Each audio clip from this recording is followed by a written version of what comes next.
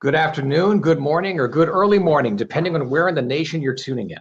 My name is Matt Palumbo, and I work in the Office of Innovation Outreach here at the U.S. Patent and Trademark Office. I'll be your MC here for Together in Innovation, our first installment of this wonderful new program. Get ready to hear from people who are making amazing innovations both on Earth and in orbit. During today's program, we will have a break between the two panels, and I'll tell you about some great free USPTO resources that you can access. You'll be getting links to those same resources after the program, along with a short survey, so don't worry, you don't have to memorize anything. If for any reason you get disconnected, you can log back into the program at any time using the live stream link that brought you here. If you miss a portion of the program, don't worry, we will post recordings of the panels on our website in the next few weeks, and we'll send you a reminder once they're up. With that said, I would like to introduce our first panel, Innerspace, the award-winning nanodropper team, whose work on decreasing cost, waste, and potential side effects of vision-saving treatments is making an incredible impact. Let's welcome Mackenzie Andrews, co-founder and chief commercialization officer of nanodropper, Elias Baker, co-founder and chief operations officer of the same, Dr. Jennifer Steger, co-founder and chief science officer of nanodropper, and our moderator, the USPTO's own supervisory patent examiner, Mary McMahon.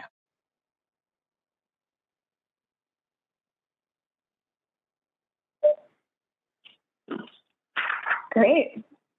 Well, hello. I am personally very excited about this panel. Prior to learning about nanodropper, I had pretty much given up all hope of ever using eye drops.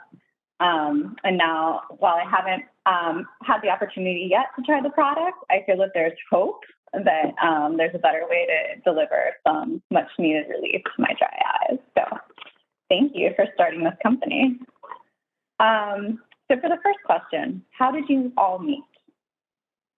Yeah, I can take this one. So Mackenzie, Alyssa is our CEO, and she isn't able to join us today. And I met at a neuroscience research lab at the University of Washington. At the time, I was doing my PhD research in pharmacology, and Mackenzie was doing research in the lab towards her master's degree. And that was back in 2015 when we first met. Alyssa and Elias met a decade or so ago back in high school, and they've been longtime life and business partners.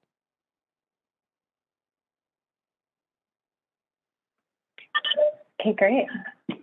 When in your careers did you see the advantage of diverse teams? Yeah, so I think that all four of our co-founders were, like in hindsight, really fortunate to have been raised and gone through our education paths on the West Coast and specifically in the Bay Area, California, and Seattle.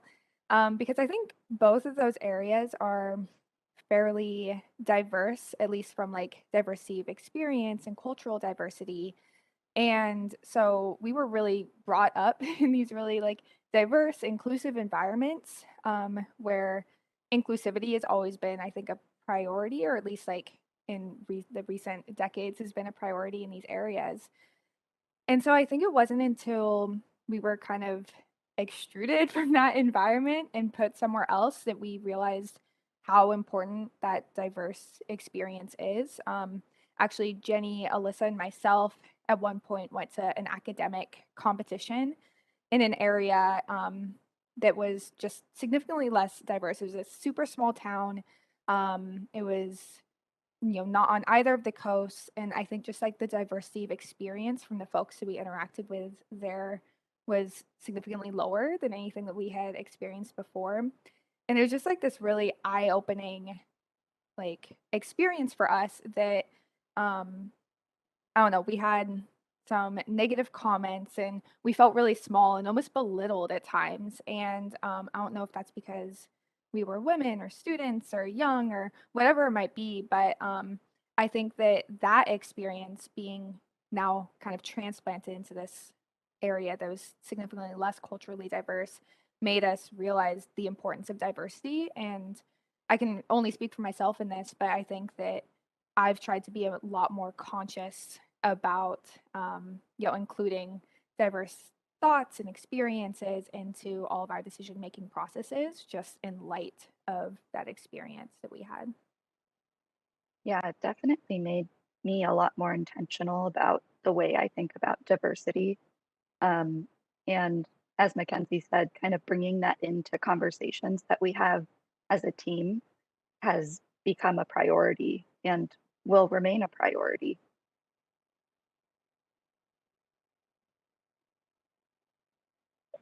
Okay. On a similar vein, Jenny and Mackenzie, can you tell me about an experience that you've had working on a team in which you were the only woman? Yeah, so reflecting on this, I actually can't recall a time when I was the only woman on a team. I'm sure that there were times when that was the case, but the fact that I was a woman wasn't like a formative experience or factor in that situation. So, um, and that's a really great thing to to experience. Um, like it feels really good to not have that be something that was taken into consideration. And in the future, hopefully, this won't even be a question that we'll need to ask um, because of inclusivity and making sure that everybody has a seat at the table.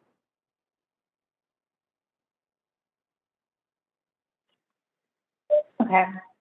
And for your current company, has being a woman-led team affected your innovation pathway? And if so, has it been good or bad? Yeah, I can take that one. I think that it's hard to say whether us being women really has led certain decision making aspects in our company because kind of like Jenny said, reflecting on what she said, the fact that there were women, primarily a women led company, um, isn't like the forefront of our dynamic at all. Like first we're a team and then all of the other factors and the experiences that we've had are second, and then whether we're women or men or whatever, that is like way down the list of kind of what impacts our decisions or our pathway as a company. um Maybe Elias can kind of take this one a little bit since he is the only male co-founder. Maybe he has a different perspective. Yeah, sure. I also wanted to say that I think one of the good things, I guess, about being a women-led team in terms of our innovation pathway was that there's a lot of resources that were available to us specifically for like women-led teams, and I just think that it's really good to like seek out all those resources that are available, whether you're just a woman-led team or just a startup in general, because they are out there. And then I guess for the qualities that women bring to a team, I can't really speak too much about since I don't want to kind of stereotype um, all women, but I think in terms of the women on the NanoDropper team, it has been over a great experience, and I just noticed that we have a very collaborative environment where everyone shares ideas and is open to new ideas, and people aren't afraid to ask questions or kind of challenge one another, which I think is really good because I I think a lot of the times in other environments, when you try to challenge someone or ask questions, they're less open to um, to that way of thinking. So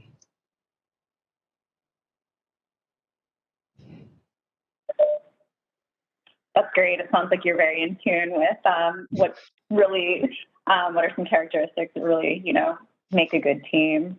And speaking to that, Jenny and Mackenzie, what other qualities have you seen Elias's background bring to the team or benefit the team? Yeah, I mean, I think so. All three of us, Jenny, Alyssa, and myself, so the women on the team, When we first started the company, we were like still very much in an academic setting. So both Jenny and I were still pursuing degrees.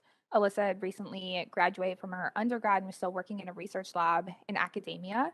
And so none of us really had, you know, direct industry or career experience. And so the fact that Elias had spent a number of years in industry, he actually worked at SpaceX for a while, as well as some other companies, being able to bring that experience to the team was really critical to us. And so kind of I think the whole role of diversity beyond, you know, gender and culture and ethnicity is really just diversity of experience. And I think that that's what has become like what's so valuable to our team is that we do all come from very different backgrounds. We were at different points in our lives when we started the company. And so, you know, Elias was able to bring that career background, and then just like a different thought process and decision making process from his experience that we hadn't been exposed to just being in the academic environment.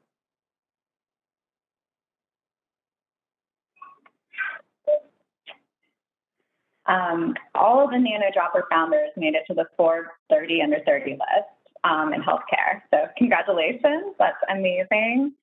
How has being a young team affected your pathway? Yeah, I could speak about that just a little bit. I think at first, so in my previous positions I've been in, a lot of like my superiors were a little bit older than me, and overall the company had people that were older than me, and there weren't a lot of young people there. And I noticed that a lot of people had become kind of comfortable with their way of thinking or how they do things, and this kind of created kind of a stagnation in terms of innovation, and sometimes it was kind of boring. Um, and I think having a young team is good in the sense that everyone is really driven, and um, like there are always constantly new ideas that are being brought to the table, and um, we're just very passionate about those ideas. So I think one of the challenges in being kind of a younger team was sometimes we would be taken less seriously, um, or people wouldn't really believe in us since we lacked that career life experience that Mackenzie was referring to earlier. Um, so those were some of the challenges that we kind of faced. Jenny or Mackenzie, if you guys want to add something. Yeah, I mean, I think that that really kind of covered our experience. Like one of the true benefits I think of being young is that you haven't fallen into like this rut that I think you can sometimes do when you've been in your career for a long time, like a certain type of decision making process or certain habits. And to not fall into those habits, you have to be really, really intentional. So, I mean, by no means does age mean that you can't like have new ideas or anything like that. Of course, you can continue having like great new innovative ideas as you get older, but I think you do have to be really intentional to not kind of almost have the blinders up with like your past experiences. Um, but also being young, like Eliza was saying, like you do just have less experiences. You have less information to draw on. And so I think one of the ways that we have tried to be really intentional about that as a team is not being afraid to ask questions when we don't have the answers. We're always reaching out to other folks that have more experience than us and getting their input. So that's been really, really critical to our innovation process, is just drawing in as much input as we can.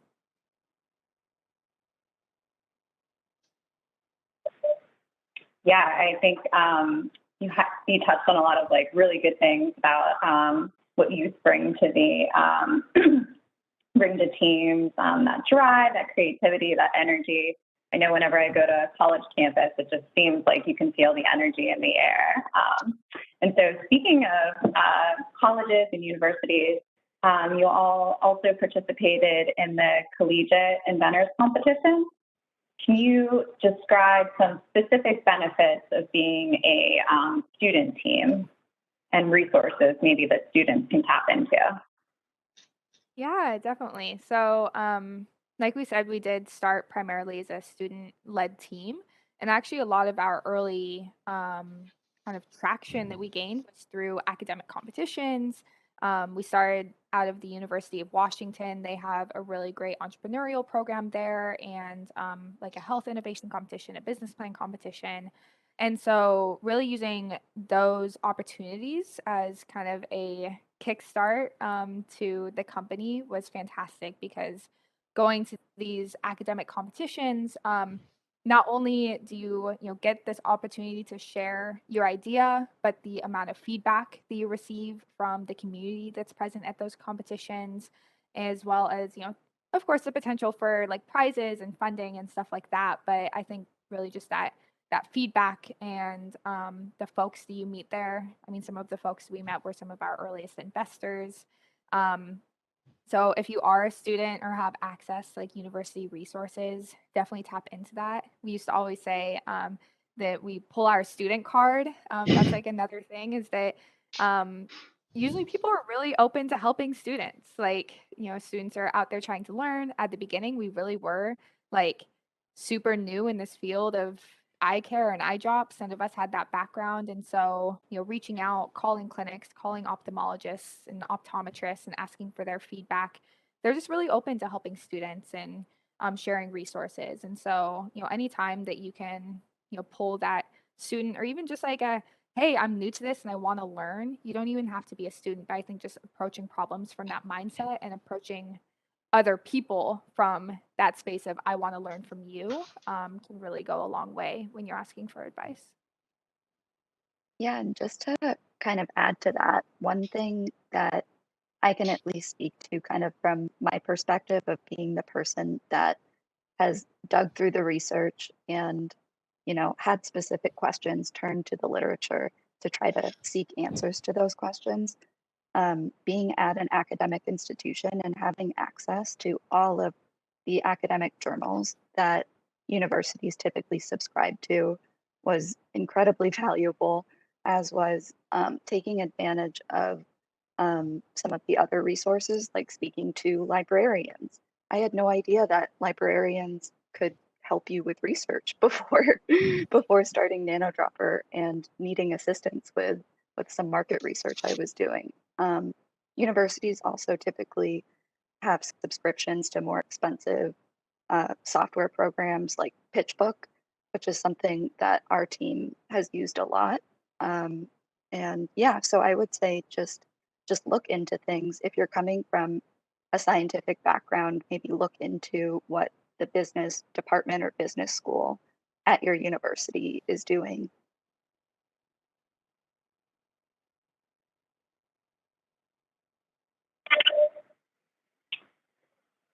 In one of the previous questions, you mentioned, your diversity of experience and backgrounds, and I know you're also all very geographically diverse as well.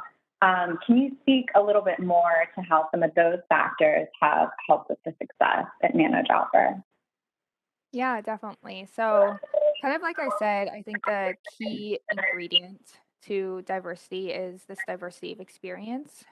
So, apart from just being, you know, women or men or whatever, just like the backgrounds that you came from. So, for example, some members of our team came from like lower socioeconomic backgrounds. And one of the primary problems that we set out to solve was financial barriers to care for people using eye drop medications. And so, like being able to put yourself in that patient's place or your customer's place and understanding like what challenges they're facing on a day-to-day basis is not something that I think we could have easily done if we hadn't come from that background or had that experience. So being able to like really put yourselves in their shoes and meet them where they're at, design solutions for where they are right now, I think was really critical to us. But then even kind of one step beyond that. So we started out with this little adapter for eye drops trying to reduce waste, but we're also trying to solve a bigger problem of this idea of value-based care and, making sure that people are getting good outcomes while reducing the cost of healthcare. And of course, this is a huge problem. This is a nationwide or really a global problem that we're trying to tackle. And we have such a small team, like by no means do we have perfect representation in our small team of, you know, less than 10 people.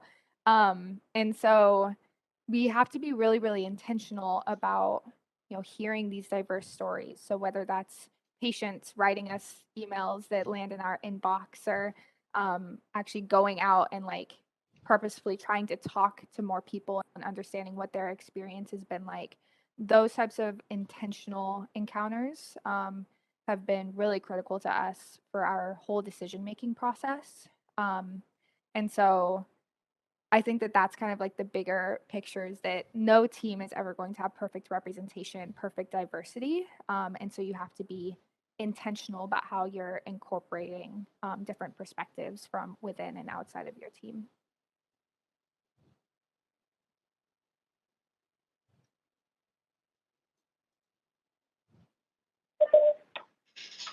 So you mentioned, the various socioeconomic backgrounds, and I can see how that comes into play on your Pay It Forward program. That seems like a really nice aspect of your company. I also noticed that you have a global vision program. Could you talk a little bit more about that, how it came about, and what's involved with that program?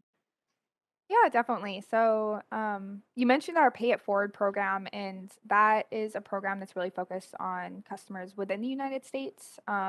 And so we know, even though we tried to make our product really affordable, we know that affordability means something different for everyone. And so we developed basically this Pay It Forward program for where people can basically purchase an adapter for someone else that's in higher need than them, or that couldn't afford it themselves. And we launched this program in the United States under this like umbrella in our company called Give the Gift of Vision. But we realized that this was a problem that wasn't unique to people in our country, and that there's a lot of folks all over the world that have barriers to medication access. And so we teamed up actually with Unite for Sight, which is a nonprofit global health organization in the eye care space. And we now have also a donation program to send nano droppers. Right now, our donation clinics are in Ghana, in Africa. But we're hoping to continue expanding that program where people all over the world can donate a nano dropper for a reduced cost to our program. And then we'll make sure they end up in these lower resource clinics in other countries.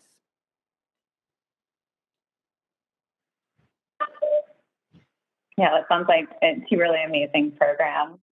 Okay. Can you talk a little bit about how COVID and remote work has affected your team? Yeah, sure. So we we like to think that we were kind of ahead of the curve in that sense, because we were already pretty much remote working before COVID hit. So in that sense, COVID hasn't had much of an impact on our cohesion as a team. Um, Financially, there and logistically, it's presented a number of other challenges. But if anything, I feel like it's forced us to really come together and to make sure that we are communicating clearly, since we're not able to be in person.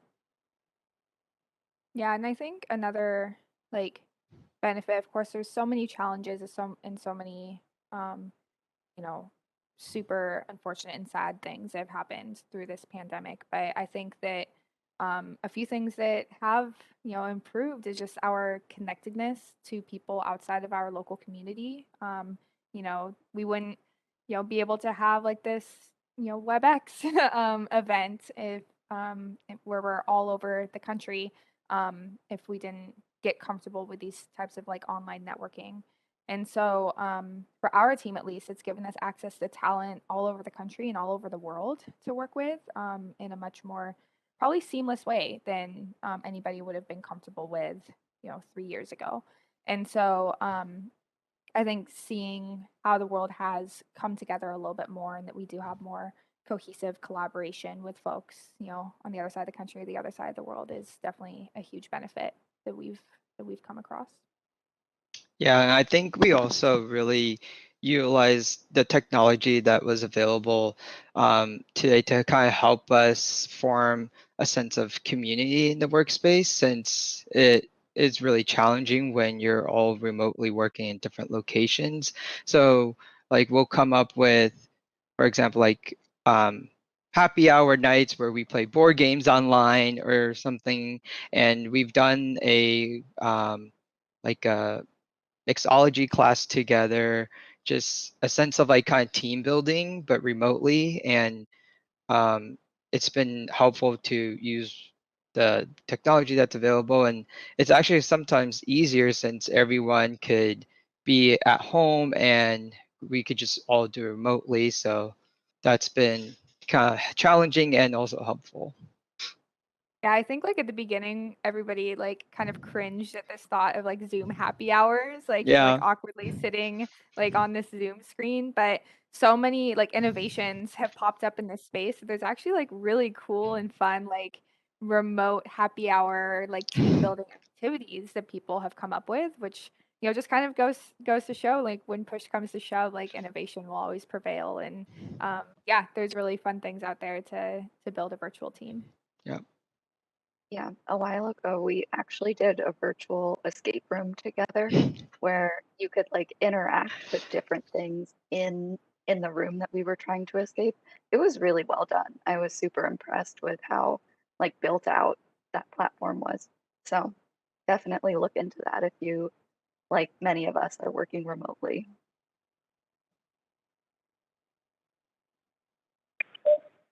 Oh, it sounds like you guys came up with a lot of good ideas for being able to tackle the challenges of working remotely and online and still staying connected. So speaking of ideas, have you ever had a time when a colleague came up with an idea that made you think, wow, I never would have thought of that?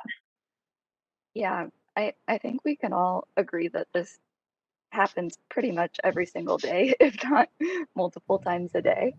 But we also go out of our way to create opportunities for people to share different ideas that they're having, like even very random ideas. At our all hands meeting that we have every week, at the end of the meeting, we hold this section called Creative Corner, where anybody and everybody from our ninth grade interns to the C-level execs can present ideas that they've had in the past week.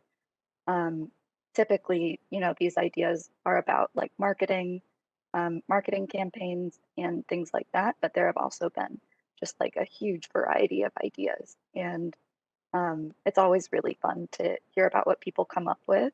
And the cool thing also about Creative Corner is that these ideas tend to kind of build on one another. So someone will present an idea and another person will, you know, piggyback off of that and come up with something that um, that like the initial person never would have thought of. So it's Yeah. just a really fun and good opportunity for collaboration. Yeah, I also think it's really a good way to kind of get the whole team involved in different areas that they normally wouldn't be able to kind of be involved in. So I remember one session where we were designing a new part of our device, and we had everyone kind of draw up their own version of it, just like sketch or whatever, and then present it. And it was just really great to see like people from all different backgrounds and stuff kind of just come up with their own version of what like a part of our device could look like. And I think even if they don't, for example, have like a design background or engineering background, it was great to just see different people's like view and I guess design perspectives on um, that part of our device. So that was really cool. Yeah, I don't think there's been a single idea brought up during Creative Corner that hasn't like sparked a really interesting conversation. And honestly, I love it when like the members of our team that, you know, are in really different situations. Like Jenny mentioned, we have a ninth grade intern, or we have some interns through the university still. That when they have the opportunity to present, it's all usually something like so different from anything that we would think of being a little bit more removed from those settings. And so, um, and it's always sparked like really cool conversations. And I think almost every time it's kind of changed the decision making process or inspired a new idea. So it's definitely a really cool aspect of our company. Yeah, I've never heard of anything like that. That sounds like a really unique, unique aspect of your company. Great, very cool. So with it being January, what are you looking forward to this year? Whether it's like projects or whatnot. Oh my gosh. So we have so many things going on right now. It's like crazy. I think last year, so we are like a pretty new company. We launched in June of 2020. And so we've been on the market for about 18 months. And over the past 18 months, we've really, I think, proved out our technology, our innovation showed that there's a real need for this product. And now going into this year, I think that we are really focused on finding ways to just reach more people. Right now, we're partnering with like small local eye care clinics. Patients can order directly on our website, but now we're like, okay, we've proved that this is a problem, that we have a really good solution to it. Now, how do we just reach as many people as possible? So, from the commercialization side, which is what I handle, that's what I'm really excited about is just doing these bigger partnerships and working with these really established organizations to just get this product out to everyone who needs it. But I'm sure Jenny and Elias both have their own perspectives because they have a hand in really different parts of our company's innovation pathway. Yeah, I would say that I'm most looking forward to completing the trials that we've started in the past year or so, um, and just kind of seeing where the research goes from there. Yeah, and for me, I think I'm most excited for some new products that we will be launching later this year, and also kind of getting ahead of the whole supply chain um, issues that everyone has been having. Looking forward to kind of just get going on that and then kind of like stay one step ahead of that now that we have a little bit more data in terms of like how much inventory we need to have or sales and stuff like that. Yeah, there's like all of these like moving parts that I think when you're starting out on the innovation pathway, like you have this idea, you think of this product, maybe patent it, maybe trademark it, whatever like your pathway is, that's right for your innovation. Um, as you keep moving down the road, there continues to be more and more like moving parts and things that you have to think about and, roadblocks. And so I think that approaching all of those things with, you know, this is a learning experience, like this is something that we can work as a team to get through as opposed to seeing them as like barriers, is really critical. And I think that's helped make our team a lot stronger is that we really do take every, you know, roadblock that we come up against as a learning experience and implement new strategies or new workflows or whatever it might be, to make sure that we are stronger to things like that in the future. So we try to be really, really intentional with how we're approaching these types of problems and what we can take away from them.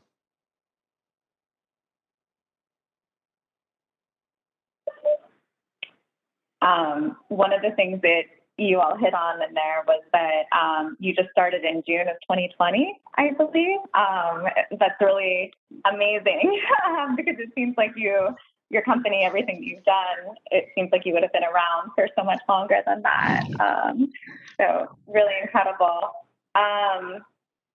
Thinking about that, what do you think are the traits that all three of you have? Maybe like listing 2 or 3 of the strongest ones that have led to your success today.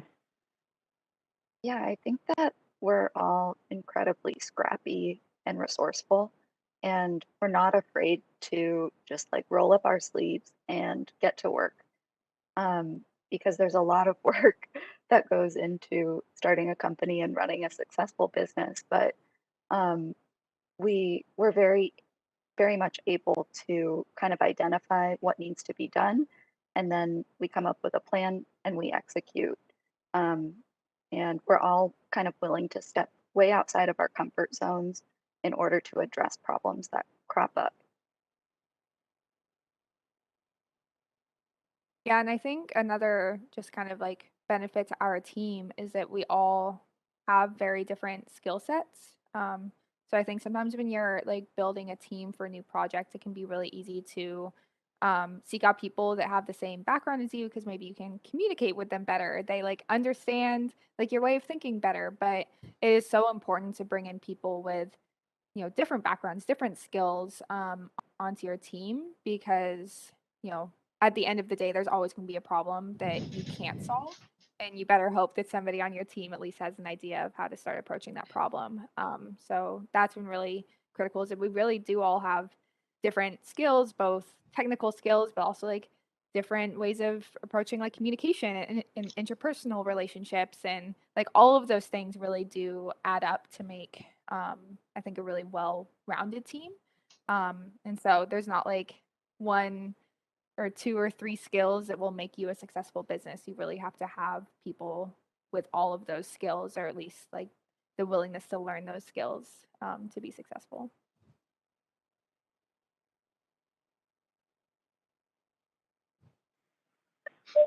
So it sounds like you all have been able to lean on each other and really, mesh your different skills together, especially when challenges arise.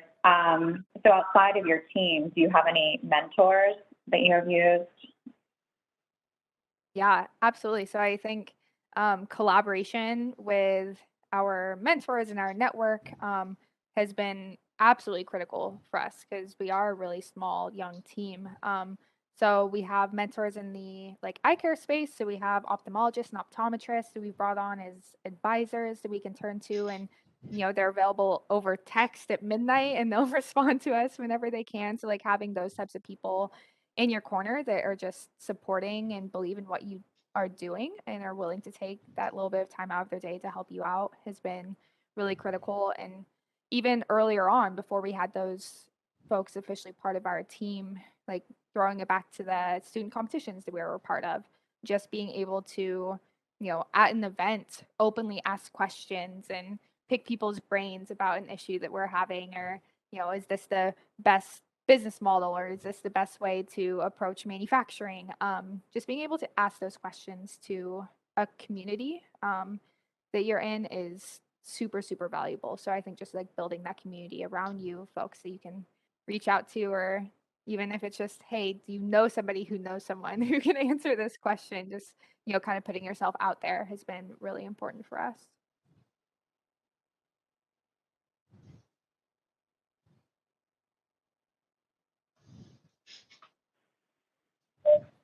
Okay, great. So I think we have about 2 minutes left.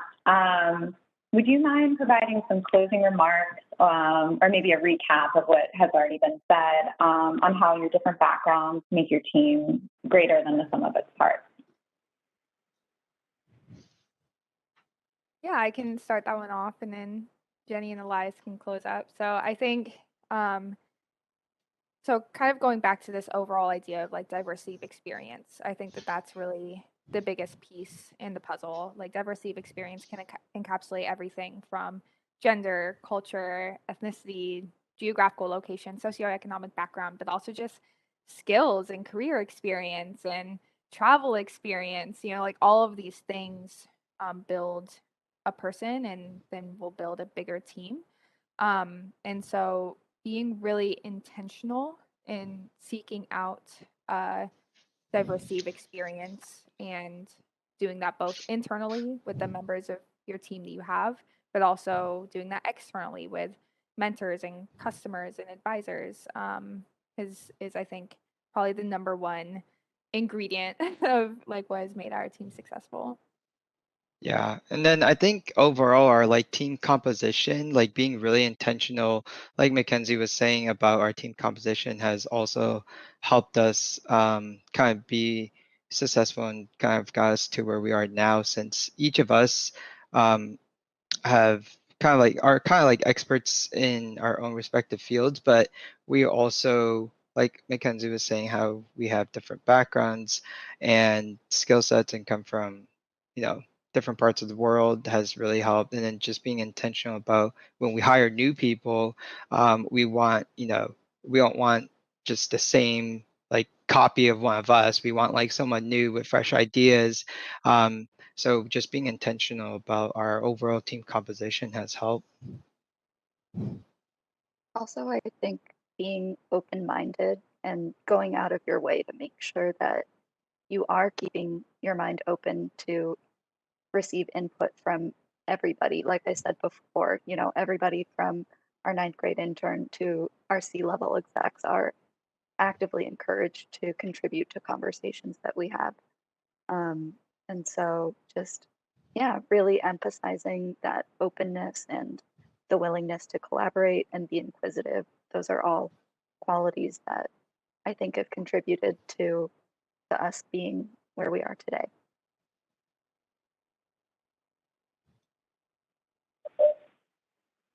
Well, thank you so much for taking the time to talk with us today. It was a very interesting panel, and it was so nice to hear more about your company and what you guys have been up to. Thank you. Yeah, thank you for having us. And I'd like to thank all of you too for coming to this. Please, please, please keep up your remarkable work. And I hope one day that we get to see you all again, you know, whether it's over at the office or in another event or under any circumstances. It is impossible for us to describe how much we like seeing people that have truly, truly innovated and are successful with their innovations. And if we can be any small part of that by helping you out with the patent system, we're proud to do it. So thank you all very much, and we'll see you soon. I'm now going to move on to the next couple of slides for our audience. Take care, everyone. Have a good, safe day. Well, now for our audience members, I want to share some extremely helpful resources that we offer. You might remember I mentioned this earlier during the program, and I'm going to give you a few of them now. You'll be able to see on your screen. And do not worry, we are going to send you links to this along with the survey, so you don't have to memorize anything. What you're looking at right now is our Inventor and Entrepreneur Resources page, which you can find at www.uspto.gov/inventors. If you're interested in learning more about how to apply for a patent or trademark registration, or if you filed and need assistance with the next steps in the patent or trademark process, this is the page you should visit. You'll find a number of things, including pre-application resources. These are links to information on intellectual property basics, patent and trademark search tools, and how to get assistance with applications. Application resources, which will lead you to application systems and fee tables.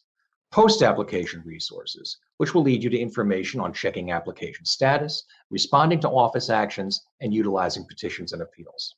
Post-grant entrepreneur resources. These links will take you to links that will assist patent owners and startups interested in licensing or selling their intellectual property. This one is very important, and I encourage you all to check out the information on protection against patent and trademark scams. Your hard creative work should not be taken from you by a scammer. Please learn everything that you can. This page also contains a link to the free USPTO services page, which highlights the many intellectual property resources that we provide at no cost. These include application assistance, education and training, and other services that support the full spectrum of customers, from independent patent and trademark filers to attorneys and business advisors in both the public and private sectors. When you use it, you'll see that there's a feedback button located at the bottom right corner of the page where you can share your views. Please make use of that, because we're always trying to give you a better customer experience. Now, with that said, I'd like to move on to the next slide, which can also show you where you can find local help. This is at www.uspto.gov/locations. You go there, you can select your state to find free legal assistance for filing for a patent or registering for a trademark, a registered patent attorney or agent, and an inventor or entrepreneur organization in your state. Now, with that said, let's take a look at some photos of our next panel as we wait for them to come up. Very soon, you will meet two members of the historic first all-civilian mission to space, Inspiration 4. And the two members that you will see are Dr. Cyan Proctor, astronaut, geologist, explorer, and space artist, and Christopher Simbrowski, astronaut, data engineer, and Air Force veteran. We'll leave these pictures up while we're waiting for them, and I think they speak for themselves.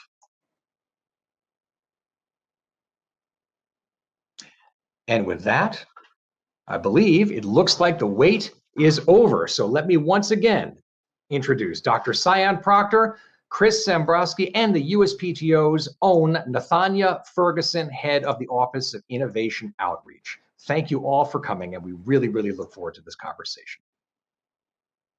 Matt, thank you for the kind introduction. I'm so excited that we have Cyan and Chris with us today to share what it was like to be on a diverse team that made history, for being the first all-civilian crew to travel to space and the impact of that life-changing experience. I remember last year seeing the cover of Time magazine reading The New Space Age, inside the historic Inspiration 4 mission to open rocket travel to all, and feeling so happy. It's always great to hear about initiatives to afford more people with opportunities to get involved in STEM and have experiences that can lead to developing solutions to our mission. I'm sorry, to lead to developing solutions to solve some of our complex problems. Here at the USPTO, it's part of our mission to increase participation in our innovation ecosystem by encouraging, empowering, and supporting all future innovators. So I was also thrilled to learn that the Inspiration 4 crew was a unique team, a team whose diversity and historic accomplishment will inspire many to work together to develop much needed solutions for our complex problems. Cyan and Chris, thank you so much for joining us. I have quite a few questions, so let's get started. First, please tell us about your background, how you got your seat on Inspiration 4, and the role you had on the mission. Well, hi. Well, it's great to be here, and it's good to see you, Cyan. So, how did we end up on Inspiration 4? Well, we each had very different paths to be a part of this crew. And for me, it was almost something as an afterthought, where there was a Super Bowl commercial advertising, you can win a trip to space. And I casually, sitting next to my wife on the couch, watching the game, watching the commercials, donated to St. Jude, got my name entered, and lost the sweepstakes. But my friend won and wasn't able to go. And so without telling me, gave the seat to me and told Jared and Kid, our mission manager. And that was a very fun phone call last year at the beginning of on March 7th to find out that Jared was welcoming me on board the crew of Inspiration 4. I just kind of sat there stunned. I thought the internet had dropped out. I had very much a non-reaction reaction. And then 3 days later, they picked me up to go join Dr. Proctor down in LA at UCLA to start the medical test. Yeah, and for me, I have been kind of chasing space my entire life. My dad, I was born on Guam because my dad worked at the NASA tracking station during the Apollo missions. And I kind of grew up with this dream of becoming an astronaut one day. And I tried a couple of things and just kind of had fallen short. But what was interesting is that I've always had this entrepreneurial spirit, and I actually hold a couple of trademarks. And so during COVID, I became a space artist, and I started creating art and poetry and sharing that.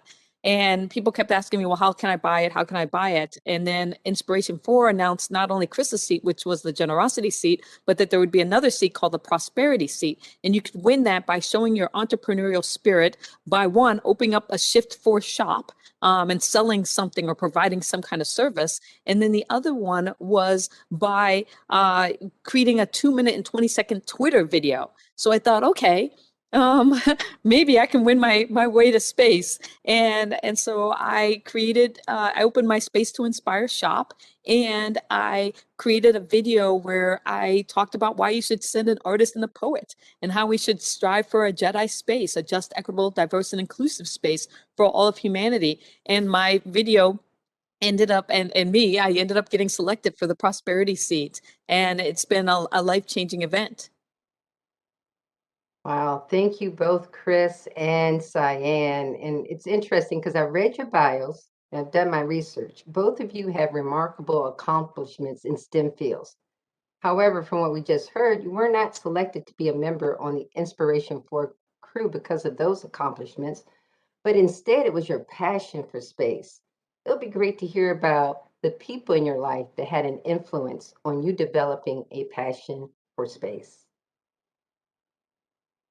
Yeah, it definitely my father and the legacy that he had. Neither of my parents had college degrees, and yet my dad was working for NASA at the tracking station, and just always was a scientist and mathematician. And my parents encouraged me to dream big, and that education was the way to opportunity.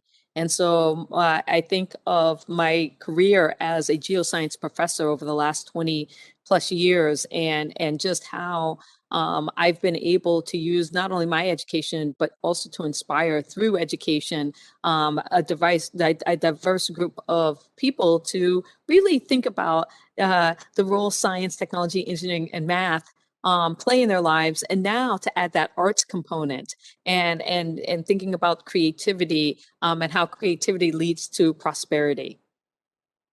Yeah, and then I echo a lot of similar things that Cyan said in terms of family members and my dad getting me interested in just messing with model rockets a little bit, and then having some really great actually teachers along the way that pushed me, inspired me, and it really encouraged me to give my best, even when I thought good was good enough. They demanded a little bit more out of me, and they, including my wife. I mean, she's been an inspiring teacher to so many, including to me. So it's been an incredible journey getting through all of that to the point where being selected for the Inspiration 4 crew, that having that same people that inspire you and motivate you, whether it is to look up at the stars at night from the top of my high school, whether it was building rockets with my dad, or joining some colleagues in college to go and watch my very first space shuttle launch in person. Hearing those engines roar and knowing that there are six or seven lives that are launching up on the space shuttle, on this incredible vehicle that has so much thrust and flame and fire and smoke coming out of it. That was an incredible moment that said to me, you need to be a part of this. And so anything I could do to be a part of it or help promote it was what I wanted to do. And so I tried to be that person that was always in the middle of doing something to help other people go to space, without the intention of me being that actual person. And I think, like you hinted to at the very beginning, it's an incredible opportunity and turning point where now we're seeing it open up the possibility for so many others to have that ticket to potentially go to space. Well, thanks, Chris and Cyan. It's great when we have people in our lives, whether they're family members or people in school early on, that help us cultivate our passions and encourage us and inspire us to reach for our dreams. But speaking of passion, the best jobs for each of us are the ones that we are passionate about. Chris, you were a space camp counselor and have two beautiful young daughters. Cyan, as a teacher, you have inspired many female students, and as the first Black female pilot of a spacecraft, your story has inspired many young girls of color. Cyan and Chris, what is your advice for getting more young girls passionate about pursuing professional careers in science, technology, engineering? We can't leave out art and math. I, I I know that for my daughters, it's incredibly impactful when they see people that look like them or see other women doing incredible things, whether it's on the factory floor at SpaceX or even having Dr. Proctor show a genuine interest in the same hobbies that or the same curiosities that my daughter has. My daughter has a rock collection, and as a geoscientist, Dr. Proctor and my daughter were able to bond over that a little bit and share some cool facts about geology, and that really meant a lot to her and really inspired her. And it's been really neat to see that happen. And like I said, so being able to have those opportunities where you can potentially see yourself in those roles, it works for so many, and it's especially important for women and people that are underrepresented to have good examples of people that look like them in space and other science and technology careers. And I think that, the big thing is that science and technology is in everything. And so I'm a big fan of going to where they are. So if you want to reach women or people of color, go and have conversations with them about the things that they actually genuinely love and are passionate about, and then talk to them about the science and the technology and the engineering in that subject. For instance, whether they're into sports or into art or dance or business, all of it involves science, technology, engineering, and mathematics. And it's such a great starting point. So if I were talking to, a little girl that wanted to play ice hockey because I'm an ice hockey player, then I would talk about the science and the physics that goes into playing ice hockey, the spatial dynamics that are there, from the freezing of the ice and why ice skates can actually glide across ice, what is going on there with the physics. And so I think that we often overlook the fact that, STEM and that STEAM it's in everything around us every day and everything that we do. And it should be celebrated as such. Great points, Right. both from Chris and Cyan. I'm sorry, Chris, were you going to add something else to your? No, just agreeing with her. Yeah, absolutely. Yep. Well, back to you, Cyan. You have been successful in so many professions: a geoscientist, explorer, space artist, astronaut, and entrepreneur. And by the way, congratulations on acquiring registered trademarks to protect your brands. What words of encouragement do you have for women that are looking to start new careers, advance their careers, or take on non-traditional roles in their profession? Oh, you can do it. That's my advice, is that it's not going to be easy. There are going to be days where you're going to be frustrated. You're going to want to quit. You're going to want to go back to what you already know. But the road forward with growth and discovery and opportunity is through this path of determination and grit and perseverance. But and wrapped all around that is learning, being a lifelong learning and really investing in your creativity. When I think about myself and my brand and even my trademarks that I've gotten, these are all investments into me and the things that I'm passionate about, and how that can help me with whatever the next thing that I'm doing. It was only 2 years ago that I became a space artist. It was during COVID. Up until then, I always branded myself as a geoscientist and an explorer.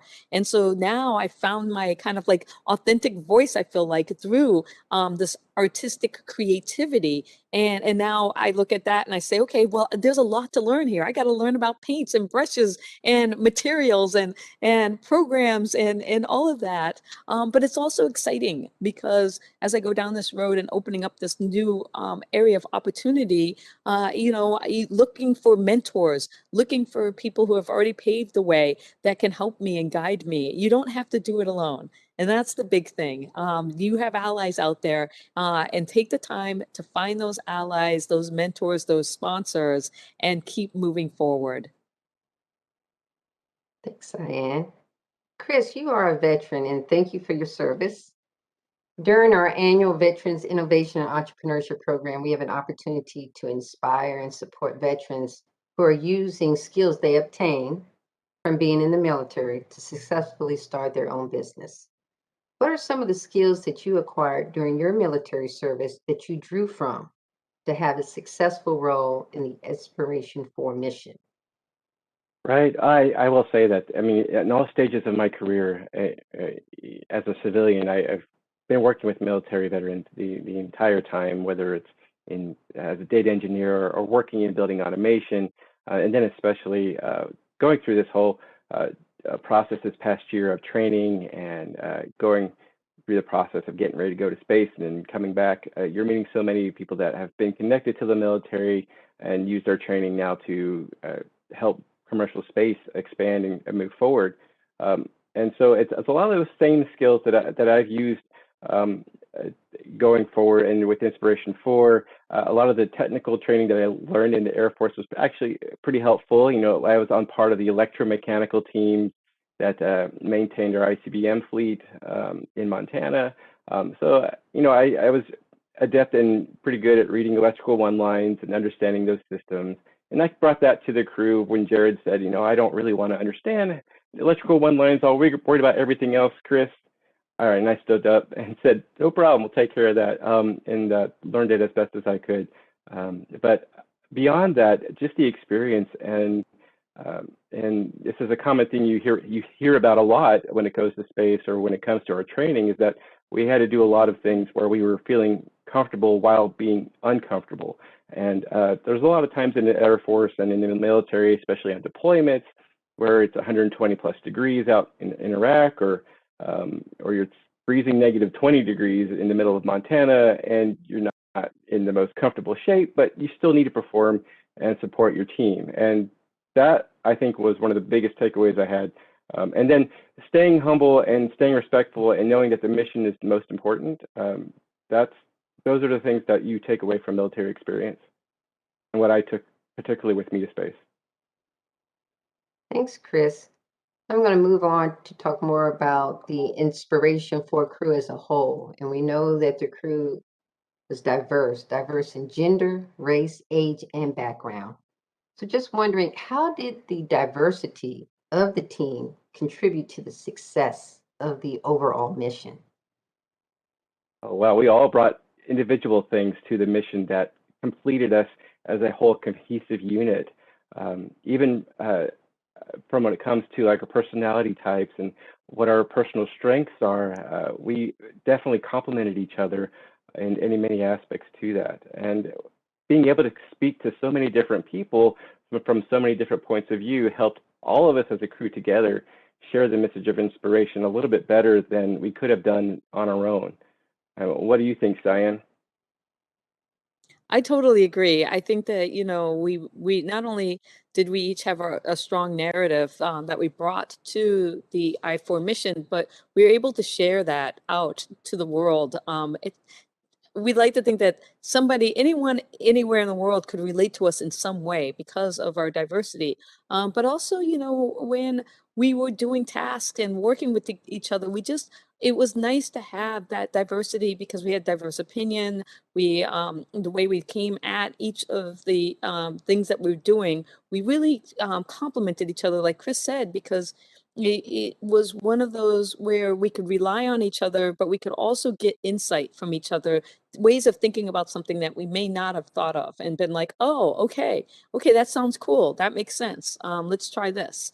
And you don't get that when you're, you know, homogeneous and you don't have that diversity. So I gotta say, Jared and the Inspiration 4 team really lucked out to some extent and did a fantastic job of selecting us. Oh, yes, Jared did. And, you know, when we think about diversity, we often think about differences, right? But then the more you have a chance to get to know people, you realize that you have things in common, right? That maybe some things that you wouldn't even think that you had in common. So, can you tell us about one or two things that you all had in common that helped for the success of the mission? Well, I'll say that two of us were Hufflepuffs and two of us were Gryffindors. So if you're a Harry Potter fan, um, but no, I think that yeah, one of the things that I did was having a background in crew cohesion and things like that from my analog astronaut days was looking at our strengths and being able to see where we crossed over. And you know, there was some definite synergy when it came to strategic thinking and analytics and how we processed information, but also just how we're all resilient, we're all positive. You know, positivity, I don't think it's mentioned enough. Going in with a "we can do this" attitude, even on the days when you're not feeling particularly inspired, but still coming in, being a part of a team that is positive. And so that was, and funny. Everybody, Jared was probably the funniest, but we all try to crack jokes here and there. I think it was Jared was the funniest, followed by Hanks and his dad jokes. And then, you know, Haley and I were probably tied for third there. Yeah, we all had a really good sense of humor and made those long simulations go by so fast. And I think beyond some of the things that helped us come together as a crew and what we brought to each other, I think what was interesting, what we had in common is that having a love and a passion for the things around space or for what you actually are curious about, you're connected more closely than you think. And I think it's just kind of very interesting how the space community and the people that were helping support our mission, we're all, you talk about the 6 degrees of freedom. Well, it's more like 1 degree of freedom or separation from each other. Excuse me, 6 degrees of separation. There's only 1 degree of separation when it comes to people that have a passion for space. You probably know 1 person that knows 10 people that knows everybody on the crew personally. And so it's an incredible supportive community. And I think that was what we also all brought, was that we have a very good group of people that were excited for us and helping us move forward, that we brought with us and that weren't just already part of the Inspiration4 team. So that was very exciting and helpful. And I can honestly say that pretty much everybody that I've met the entire time pretty much adopted them, and my wife adopted a lot of these people as her own friends and family. So it was pretty inspiring for all of us. That's amazing. And I know from reading articles and watching the Netflix documentary, you all went through NASA approved curriculum, training very similar to training that professional astronauts receive. So, congratulations. But in addition to that technical training, the Inspiration4 crew also had to take on a challenging team building activity. You all went to Washington State to climb Camp Muir on Mount Rainier. Okay, so I had to look it up because I haven't been there. And I'm like, okay, Camp Muir rests just above like 10,000 feet in altitude. The trail consists of miles and miles of snow, if you will, and it's a difficult climb for even experienced climbers. Definitely not your traditional team building, or at least we don't have that here at the USPTO, but I'm not complaining, I'm glad. But then I read that the crew had to work on getting comfortable being uncomfortable. And Chris, I think you made mention of that earlier, but this was to make sure you could all get along for 3 days together in close quarters. So I'm curious, what was the best part of that team building to get you prepared for uncomfortable situations? Gosh, I think once we all got to the very top, that was the very best part. We had very little reward on the way up. And it was, like you mentioned, it was snow and steep and more snow and steeper and nothing but fog and clouds the entire way up. And it was hard. I mean, most people that train to climb Mount Rainier are working through a 6-month training program. We had about 4 weeks of notice. So we were struggling on the way up. And I think what was great is that even though we were all hurting and me included, and I think we kept going and kept pushing each other and supporting each other. And once we got to the top, I don't think there was any other better sense of accomplishment than you could have had than knowing that you completed this insane, incredible goal of climbing a volcano. Yeah, and I would say, everything that Hanks has said is right on. And it was steep and steeper. And I'm a hiker. I hike Grand Canyon rim to rim in a day, but not a mountaineer. No, and there's a reason why I live in Phoenix, Arizona. Not a fan of cold. But again, there were rewards. We supported each other every step, all the way to the top. And when we could not take another step, we still did. And then, but that reward of getting, waking up the next day and having these amazing, fantastic views and being able to commiserate together, because we'd done something and we did it together. And that was just setting us up for space, knowing that when you can't take that next step, you actually can, and you have your crew there to support you. And if you need help, we're there to pitch in and help out, and not being afraid to ask for help. And those are all things that came out of that experience with Mount Rainier. Yeah, thanks for those toe warmers, by the way. They really saved me the second night. So yeah. I So packed a lot of warm. I was like, warm gear. Yeah. yeah, again, I love the pictures, because I know you're out there, you're cold, you're freezing, but you have these big smiles on your faces, and it's like, yes, we did it. So congratulations for completing that team building training and the technical training. So you had that, and then you're launched into space for 3 days. And looking at the pictures taken from inside of the spacecraft, it looks like it was an amazing, fun ride. But I know that there was work to do, things to be done. And Chris, as the crew's mission specialist, you help conduct experiments. We know that experiments conducted in space have led to new discoveries and inventions. Can you please share with us what you can about the experiments that were conducted, what they were, their purposes, and their outcomes?